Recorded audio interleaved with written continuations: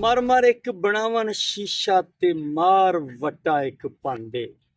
ਦੁਨੀਆ ਉੱਤੇ ਥੋੜੇ ਰਹਿ ਗਏ ਕਦਰ ਸ਼ਨਾਸ ਸੁਖੰਦੇ। अस्सलाम वालेकुम।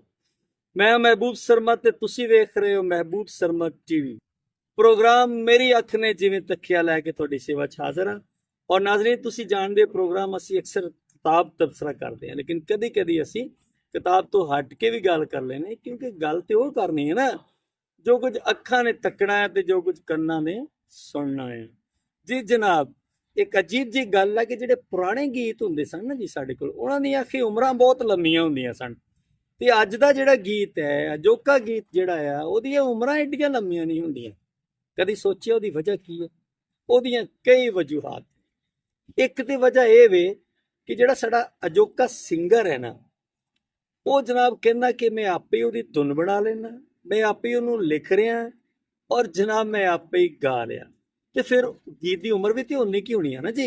पहले की हुंदा सी, एक बंदा गीत लिखदा सी, ओनू सिचुएशन दित्ती जांदी सी, जनाब दूसरा ओहदी धुन बनाउंदा सी, यानी मौसीकी बनदी सी, और फिर तीसरा यानी जिहड़ा गवैया आ गुलकार आ उसनूं गाउंदा सी। कई कई दिन जनाब रिहर्सलां होणियां, मेहदी हसन, नूर जहां, इकबाल बानो, फरीदा खानम, कितने बड़े बड़े लोग पैदा किए।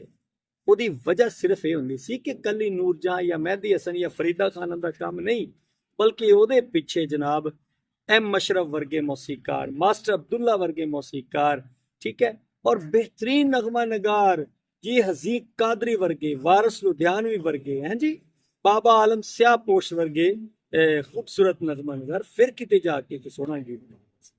हुण जनाब चैनल ते बैठ के जनाब लत रख के जनाब मलकू साहब कह रहे ने ओ भाई ਅਸੀਂ ਖਾਂਦੇ ਨਹੀਂ ਸਟੇਕ ਕੀ ਹੋ ਗਏ ਤੂੰ ਸਾਰਾ ਮੁਲਕ ਸਟੇਕ ਖਿਲਾਤਾ ਹੈ। अच्छा तो जेल अडियाला कैदी 804 होवे ਉਹ दगा देंदे जिन्हां नाल ढेर प्यार हो, ये ज़हन में फिक्रा कैसे आया? ये सच ही है कि कोई प्री प्लान नहीं था।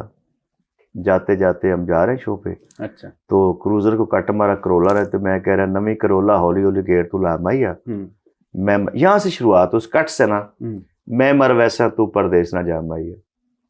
आगे हुंडाई जा रही, बड़ी खूबसूरत पालक लग रही है, जेन्युइन सारा हो रहा है। पालक उस पे पालक है, बड़ी खूबसूरत वाइट हुंडाई थी, मुझे याद है, पुल से गुजर रही है जेलम वाले से, तो उसमें सूरज की किरणें पड़ी हल्की हल्की ना, रोशनी हो रही है, क्योंकि हम लोग लेट ही आते जाते। तो मैं कह रहा कि नवी हुंडाई पालक लद के पई जावे, जिन्ना तेन भुलदा उन्नी तेरी याद ही पई आवे। उसके बाद क्या हुआ कि मैं उस पर अपने मोबाइल पर टिकटॉक देखना शुरू हुआ। तो जेल अडियाला कैदी 804 का ना कोई जैसे आप बोलते हैं कोई बोलता, तो मैंने अच्छा लगा। आगे मैंने लिख दिया कि जेल अडियाला कैदी 804 होवे, वो दगा देंदे जिन्हां नाल ढेर प्यार होवे। जिंदगी बदल गई, दुनिया बदल गई। अच्छा, मैंने कभी ऐसा मंजर नहीं देखा कि गड्डी इधरों मोड़ी ते गड्डी उधर मोड़ लई है। ते फिर मैं गीत लिख लिया विच, पा लिया 804। ना मेरा कोई ताल्लुक नून लीग वालियां दा ते ना पीटीआई वालियां दा, मेरा ताल्लुक ते फन नाल, फनकारां नाल, शेर नाल, शायरी नाल, मौसीकी नाल, मुहब्बत नाल, प्यार नाल, रंगा नाल, रुत्तां नाल। मैनू ते गीत मरदा नजर आ रहा ना, मलकू नाल मैनू की इतराज आ, या मैनू पीटीआई नाल या नून लीग नाल की इतराज है? मैनू ते इतराज ये आ कि इस तरह के जिहड़े आ वक्ती जे गीत आउंदे आ जनाब, ਉਹ ਜਿਵੇਂ ਵਾਵਰੋਲਾ ਆਇਆ ਜਨਾਬ, ਇਧਰੋਂ ਆਏ ਤੇ ਇਧਰੋਂ ਲੰਘ ਗਏ। ਪੁਰਾਣੇ ਗੀਤ ਜਿਹੜੇ ਹੁੰਦੇ ਸੀ ਉਹ ਪੁਰੇ ਦੀ ਹਵਾ ਸੀ, ਇਸ ਵਾਸਤੇ ਉਹਨਾਂ ਦੀਆਂ ਉਮਰਾਂ ਵੀ ਲੰਮੀਆਂ ਸਨ। ਇਹ ਲੋ ਜੀ ਇੱਕ ਵੀਡੀਓ ਵੇਖੋ। ਆ ਰਿਹਾ ਹੈ, ਮੁxtਲਿਫ ਲੋਕਾਂ ਨੇ ਗਾਇਆ ਹੈ, ਇੰਡੀਆ ਤੇ ਔਰ ਬੀਬੀ ਉਹਨੇ ਵੀ ਗਾਇਆ ਬੜੀ ਅੱਛੀ ਆਵਾਜ਼ ਨਾਲ। ਬਾਬਲ ਮੇਰੀਆਂ ਗੁੱਡੀਆਂ ਤੇਰੇ ਵੱਲ ਰਹਿ ਗਈਆਂ, ਵੇ ਬਾਬਲ ਮੇਰੀਆਂ ਗੁੱਡੀਆਂ ਤੇਰੇ ਵੱਲ ਰਹਿ ਗਈਆਂ। ਇਹ ਨੈਤ ਅਲੀ ਨੇ ਗਾਇਆ ਸੀ ਤੇ ਸਾਈਂ ਅਬਦੁਲ ਗਫੂਰ ਨੇ ਲਿਖਿਆ ਸੀ। ਇਸ ਗਾਣੇ ਨੂੰ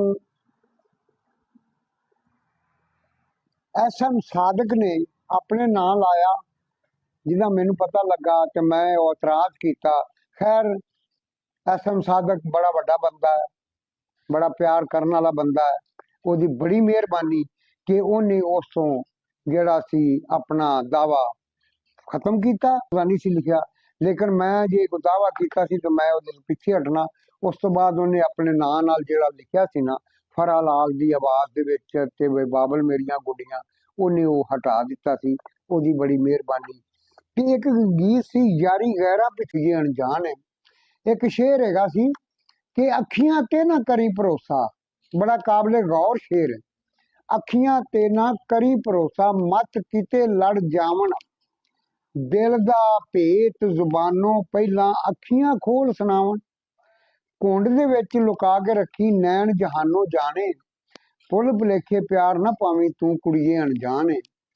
ਇਹ ਗੀਤ ਜਨਾਬ ਆਸ਼ਿਕ ਜੱਟ ਨੂੰ ਲਿਖ ਕੇ ਦਿੱਤਾ ਹੈ। ਆਸ਼ਿਕ ਜੱਟ ਨੇ ਰਿਕਾਰਡ ਕਰਵਾਇਆ ਤੇ ਨਾਲ ਹੀ ਫਿਰ ਇਸ ਰਿਕਾਰਡ ਦੀ ਦੂਜੀ ਸਾਈਡ ਤੇ ਆਸ਼ਿਕ ਜੱਟ ਨੂੰ ਜਿਹੜਾ ਲਿਖ ਕੇ ਦਿੱਤਾ ਸੀ, ਮੈਨੂੰ ਪਾਰ ਲੰਘਾ ਦੇ ਘੜਿਆ ਮਿੰਨਤਾਂ ਤੇਰੀਆਂ ਕਰਦੀ। ਬਹੁਤ ਅੱਛਾ ਗੀਤ ਸੀ, ਬਹੁਤ ਮਸ਼ਹੂਰ ਹੋਇਆ। ਆਸ਼ਿਕ ਜੱਟ ਕਹਿੰਦਾ ਸੀ ਕਿ ਸੋਹਣੀ ਨੂੰ ਘੜੇ ਨੇ ਪਾਰ ਨਹੀਂ ਲਾਇਆ, ਲੇਕਿਨ ਮੈਨੂੰ ਘੜੇ ਨੇ ਪਾਰ ਲਾ ਦਿੱਤਾ ਕਿ ਮੈਂ ਇੰਨਾ ਕੁ ਪੈਸਾ ਕਮਾ ਲਿਆ ਕਿ ਮੈਨੂੰ ਕੋਈ ਭੁੱਖ ਨਹੀਂ ਰਹੀ। ਉਸ ਤੋਂ ਬਾਅਦ ਫਿਰ ਸਿਲਸਿਲਾ ਚੱਲ ਸੋ ਚੱਲ, ਸਾਈਂ ਹਰੀ ਫਿਰ ਪੰਜਾਬੀ ਗੀਤ ਲਿਖਦੇ ਰਹੇ, ਬਹੁਤ ਜ਼ਿਆਦਾ ਲਿਖਦੇ ਰਹੇ ਜੀ। ਸਾਈਂ ਅਬਦੁਲ ਗਫੂਰ ਜੀ ਦੇ ਨਾਲ ਤਰਾਓ ਇਹ ਹੋਇਆ ਕਿ ਆਸ਼ਿਕ ਜੱਟ ਨੇ ਜਦੋਂ ਇਹ ਤਵਾ ਬਣਵਾਇਆ ਨਾ, ਇੱਕ ਪਾਸੇ ਭੁੱਲ ਭੁਲੇਖੇ ਪਿਆਰ ਨਾ ਪਾਵੀਂ, ਉਹਦੇ ਤੇ ਲਿਖ ਦਿੱਤਾ ਕਿ ਸ਼ਾਇਰ ਸਾਈਂ ਅਬਦੁਲ ਗਫੂਰ, ਲਿਖਾਰੀ ਸਾਈਂ ਅਬਦੁਲ ਗਫੂਰ। ਤੇ ਦੂਸਰੀ ਸਾਈਡ ਤੇ ਜਿਹੜੇ ਮੈਨੂੰ ਪਾਰ ਲੰਘਾ ਦੇ ਘੜਿਆ ਮਿੰਨਤਾਂ ਤੇਰੀਆਂ ਕਰਦੀ, ਉਹਦੇ ਚ ਲਿਖਾ ਦਿੱਤਾ ਜੀ ਸ਼ਾਇਰ ਆਸ਼ਿਕ ਜੱਟ। ਸਾਈਂ ਹਰਾਂ ਨੂੰ ਪਤਾ ਲੱਗਾ, ਸਾਈਂ ਹਰਾਂ ਜਾ ਗੁਲਾਮਾ ਦਿੱਤਾ। ਉਹ ਇੱਕ ਲੰਮੀ ਕਹਾਣੀ ਹੈ, ਪਹਿਲੇ ਹੀ ਮਰਦ ਕਰ ਚੁੱਕਾ ਹੈ, ਮੈਂ ਦੱਸ ਚੁੱਕਾ ਕਿ ਉਸ ਤੋਂ ਬਾਅਦ ਫਿਰ ਇਹਨੇ ਜੀ ਜਨਾਬ, ਵੇਖੀ ਤੁਸੀਂ ਵੀਡੀਓ? ਇਹਦੇ ਵਿੱਚ ਸਾਡੇ ਬਹੁਤ ਪਿਆਰੇ ਖੂਬਸੂਰਤ ਜੀ ਬੂਟਾ ਸ਼ਾਹ ਕਹਿ ਰਹੇ ਨੇ ਕਿ SM ਸਾਦਕ ਜਨਾਬ ਬਹੁਤ ਖੂਬਸੂਰਤ ਤੇ ਬੜਾ ਅਜ਼ੀਮ ਤੇ ਬੜਾ ਵੱਡਾ ਬੰਦਾ ਹੈ ਜਨਾਬ। ਉਹ ਕਾਹਦਾ ਵੱਡਾ ਬੰਦਾ ਆ, ਜਿਸ ਪਹਿਲੇ ਗੀਤ ਗਫੂਰ ਸਾਈਂ ਵਰਗੇ ਉਹ ਖੂਬਸੂਰਤ ਤੇ ਦਰਵੇਸ਼ ਸ਼ਾਇਰ ਦਾ ਗੀਤ ਪਹਿਲੇ ਆਪਣੇ ਨਾਂ ਤੇ ਗਵਾ ਲਿਆ, ਤੇ ਫਿਰ ਜਨਾਬ ਜਦੋਂ ਉਹਦੇ ਪਿੱਛੇ ਚੜੀ ਜੋ ਟੀਮ ਤੇ ਗੀਤ ਹੈਗਾ ਗਫੂਰ ਸਾਈਂ ਦਾ, ਤਾਂ ਫਿਰ ਸਰਕਾਰਾਂ ਨੇ ਉੱਥੋਂ ਹਟਾ ਕੇ ਨਾਮ, ਉਹ ਜਿੱਥੇ ਵੀ ਕੇਸਟ ਦੇ ਕਵਰ ਤੇ ਜਾਂ ਜਿਹੜੀ ਜਗ੍ਹਾ ਤੇ ਲਿਖਿਆ ਸੀ, ਫਿਰ ਜਨਾਬ ਉੱਥੇ ਗਫੂਰ ਸਾਈਂ ਦਾ ਨਾਮ ਲਿਖ ਦਿੱਤਾ। ਇਸੇ ਤਰ੍ਹਾਂ ਹੀ ਦੋ ਗੀਤ ਆਏ ਜਨਾਬ, ਉਹ ਬੂਟਾ ਸ਼ਾਹ ਜੀ ਦੱਸ ਰਹੇ ਨੇ ਕਿ ਆਸ਼ਿਕ ਜੱਟ ਨੇ ਇੱਕ ਗੀਤ ਜਿਹੜਾ ਆ ਉਹ ਗਫੂਰ ਸਾਈਂ ਦਾ, ਉਹ ਜਨਾਬ ਉਹਨੇ ਆਸ਼ਿਕ ਜੱਟ ਨੇ ਆਪਣੇ ਨਾਂ ਤੇ ਗਾ ਲਿਆ, ਤੇ ਦੂਜਾ ਗੀਤ ਜਿਹੜਾ ਆ ਗਫੂਰ ਸਾਈਂ ਦੇ ਨਾਂ ਤੇ। ਉਹ ਇਹ ਕਿਹੜਾ ਜ਼ੁਲਮ ਹੋ ਗਿਆ ਅੱਲਾ ਦੇ ਬੰਦਿਓ? ਇੱਕ ਸ਼ਾਇਰ ਗਰੀਬ ਆਦਮੀ ਤੁਹਾਡੇ ਕੋਲ ਜਾਂਦਾ ਆ ਤੇ ਤੁਸੀਂ ਉਹਦਾ ਗੀਤ, ਯਾਰ ਜੇ ਨਹੀਂ ਗਾ ਸਕਦੇ ਤੇ ਨਾ ਗਾਓ, ਉਹਦਾ ਗੀਤ ਚੱਕ ਕੇ ਆਪਣੇ ਨਾਂ ਤੇ ਤਾਂ ਨਾ ਗਾਓ। ਵੱਡੀਆਂ ਵੱਡੀਆਂ ਬਦਮਾਸ਼ੀਆਂ ਹੋ ਰਹੀਆਂ ਵਾ, ਅਫਸੋਸ ਅਸੀਂ ਨਿਰੇ ਰੋਲੇ ਰੱਪੇ ਪਾਇਆ, ਸਿਆਸਤਦਾਨ 2 ਨੰਬਰੀ ਕਰਦੇ ਤੇ ਉਹ 2 ਨੰਬਰੀ ਕਰਦਾ ਤੇ ਆਹ 2 ਨੰਬਰੀ ਕਰਦਾ ਤੇ ਆ ਗੁਲੂਕਾਰ ਵੀ ਤੇ 2 ਨੰਬਰੀ ਕਰਦੇ ਆ।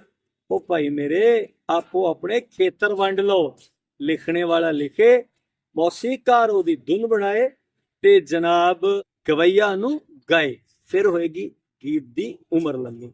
ਨਹੀਂ ਤੇ ਫਿਰ ਜਨਾਬ ਇਹ ਵਾਵ ਰੋਲੇ ਵਰਗੇ ਗੀਤ ਆਉਣੇ ਆ ਤੇ ਲੰਘ ਜਾਣੇ, ਤੇ ਤੁਸੀਂ ਵੇਖਦੇ ਰਹਿਣਾ। ਵੇਖਦਿਆਂ ਨਾ ਰਿਆਜੇ, ਤੱਕੋ ਤੇ ਤੱਕ ਕੇ ਉਹਦੇ ਬਾਰੇ ਰਾਏ ਵੀ ਕਹਿਣ। ਅੱਲਾ ਸੋਨੇ ਦੁਆਏ।